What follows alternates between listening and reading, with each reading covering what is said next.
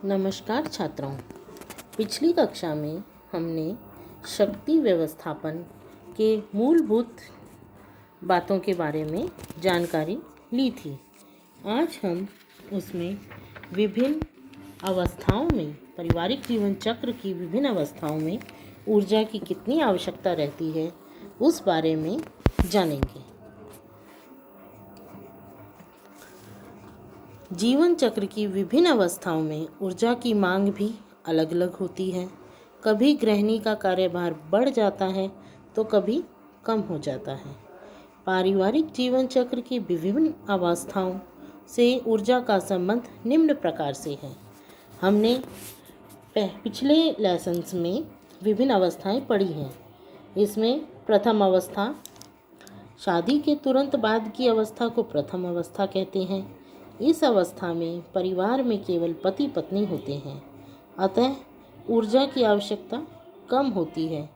गृहिणी के बाहर काम करने की स्थिति में ऊर्जा की ज़रूरत अपेक्षाकृत अधिक होती है, क्योंकि तब उसे घर तथा बाहर दोनों जगह कार्य तथा शक्ति का संतुलन बनाकर रखना होता है। द्वितीय अवस्था, इस अवस्था में परिवार में बच्चों का आगमन होने से ऊर्जा की ज़रूरत बढ़ जाती है। बच्चों को पालने के अतिरिक्त भार तथा घरेलू क्रियाओं के कारण गृहिणी का कार्यभार बढ़ जाता है। अगर गृहिणी नौकरी करती है तो उसे अपनी शक्ति व्यवस्था सोच समझकर करनी चाहिए, अन्यथा थकान से उसका स्वास्थ्य खराब हो सकता है। तीसरी तथा चौथी अवस्था, इन अवस्थाओं में ऊर्जा की ज़रूरत बहुत अधिक बढ़ जाती है, क्योंकि बच्चे विद्यालय तथा उच्च विद्यालयों में प्रवेश पा जाते हैं। बच्चों को तैयार करके स्कूल भेजना, उन्हें पढ़ाना, उनकी बढ़ी हुई आवश्यकताओं की पूर्ति करना, ऊर्जा की ज़रूरत घर और बाहर दोनों तरफ बढ़ जाती है। इससे उसको अपने व्यक्तिगत कार्यों के लिए भी समय नहीं मिल पाता है, अतः उचित ढंग से शक्ति की व्यवस्था नहीं करती तो उसे कई कार्य बीच में ही रह जाते हैं और उसका स्वयं का मानसिक स्वास्थ्य भी डगमगाने लगता है। पांचवी अवस्था, इस अवस्था में बच्चे उच्च शिक्षा प्राप्ति के लिए छात्रावास में चले जाते हैं या नौकरी करने लगते हैं, अन्यथा उनका विवाह हो जाता है तथा वे स्वतंत्र रूप से रहने लगते हैं। घर में रहकर पढ़ने वाले बच्चे भी अपनी जिम्मेदारियां संभाल लेते हैं। इन कारणों से गृहिणी का कार्यभार काफ़ी कम हो जाता है तथा वह अपनी ऊर्जा का कुछ भाग घर से बाहर अन्य व्यक्तिगत तथा सामाजिक कार्यों में लगा सकती है। अपने आप को व्यस्त रखने के लिए कुछ रुचियां भी विकसित कर पाती है। छठी अवस्था, इस अवस्था में ऊर्जा की ज़रूरत काफ़ी कम होती है। एक तो वृद्धावस्था में काम करने की क्षमता भी कम हो जाती है, दूसरे परिवार का आकार भी छोटा हो जाता है। अगर बच्चे साथ भी रहें तो बहुएं घर का काम संभाल पाती हैं। इस कारण गृहिणियां धार्मिक कार्यों में रुचि लेने लगती हैं।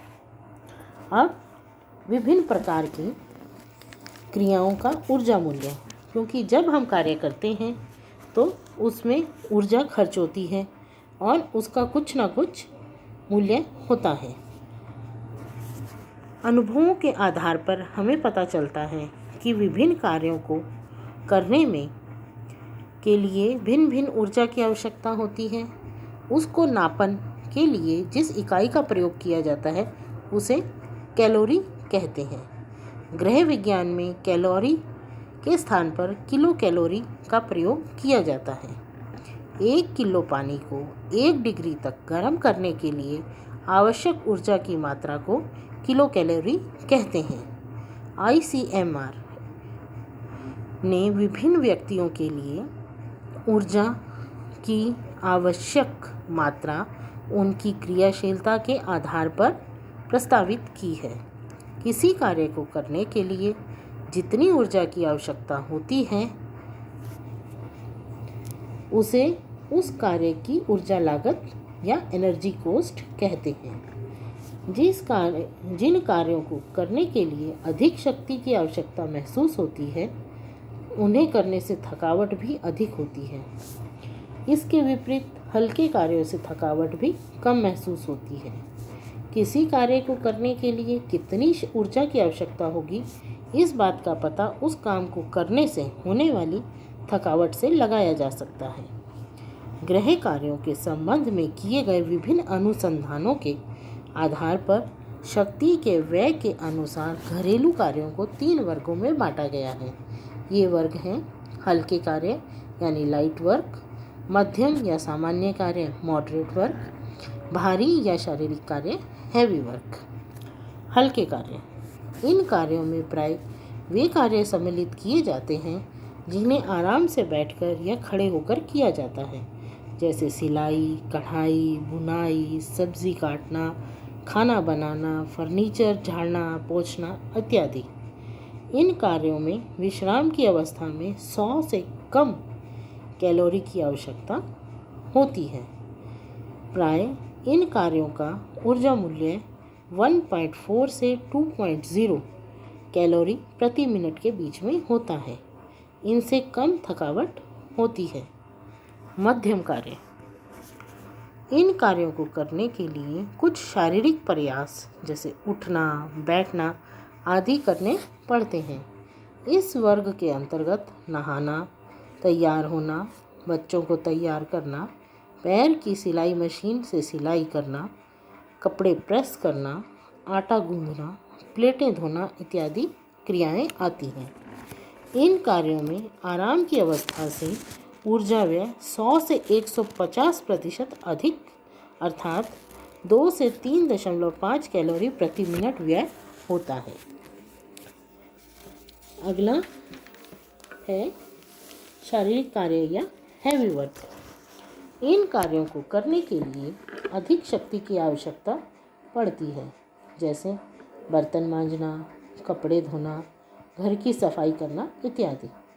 भारी कार्यों में आराम की अवस्था की अपेक्षा 150 से 200% अधिक ऊर्जा व्यय होती है, अर्थात 3.5 से 4.5 प्रति मिनट कैलोरी ऊर्जा व्यय होती है। ऊर्जा के व्यय को कम करने के लिए विभिन्न अनुसंधानों के द्वारा कुछ सुझाव दिए गए हैं, जैसे कार्य तथा आराम में संतुलन रखने से अधिक थकावट नहीं होती। बैठने की स्थिति में कार्य करने से ऊर्जा का व्यय कम होता है। वे सभी कार्य खड़े होकर करने से ऊर्जा की खपत कम होती है जिनमें बाजुओं की गति अधिक होती है। विद्युत मशीन से कपड़े धोने से शक्ति का व्यय कम होता है। कपड़े सूखने पर डालने वाली टोकरी को मेज पर रखकर कपड़े डालने से ऊर्जा का व्यय कम होता है। खड़े होकर कार्य करने से कार्य की गति बढ़ जाती है। भारी कार्य के पश्चात हल्का कार्य तथा हल्के कार्य के पश्चात भारी कार्य करने से थकान कम हो जाती है। कार्य के प्रकार के साथ साथ काम करने की उचित शारीरिक स्थिति भी शरीर की शक्ति के व्यय को प्रभावित करती है। शारीरिक स्थिति उचित ना होने पर हल्के कामों में भी अधिक थकावट होगी। स्थिति के उचित होने से भारी कामों में भी व्यय कम हो सकता है। व्यक्ति को शक्ति की व्यवस्था करते समय ऊपर लिखित सभी बातों का ध्यान रखना चाहिए। अब अगली कक्षा में हम इससे आगे के बारे में चर्चा करेंगे। धन्यवाद।